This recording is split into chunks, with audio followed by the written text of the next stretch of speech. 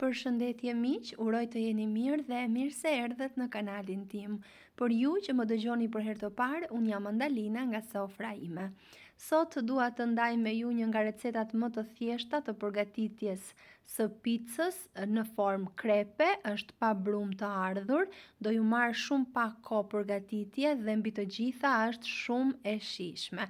Ju siguroj që askush nuk do t'i bëj naze në shtëpi.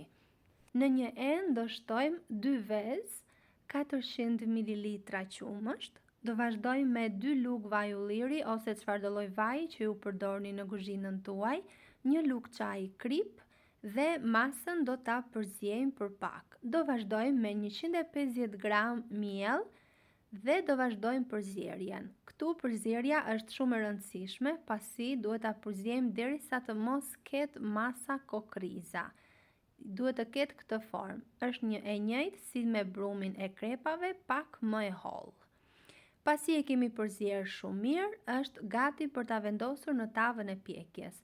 Kjo recetë në tavë do patjetër letër pjekje poshtë. Kështu e vendosim letrën e pjekjes dhe hedhim masën në tavën e madhe, kështu siç e kisha unë në këtë rast, por mund ta piqni në çfarë do lloj tave që u gjendet në shtëpi.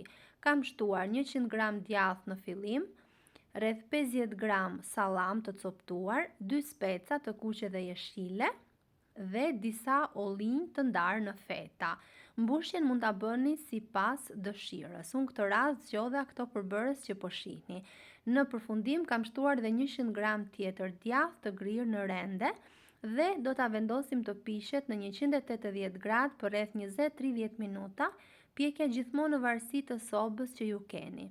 Siç e pat, nuk ka recetë më të thjeshtë në përgatitje dhe ju siguroj që në shije pasi ta provoni do bëhet e preferuara juaj.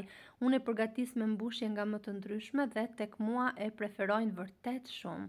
E presim dhe është shumë e mirë. Është një ide super për ta marrë me vete edhe në shkollë ose në punë. Si ju duket kjo recetë, mos harroni të bëni like dhe koment.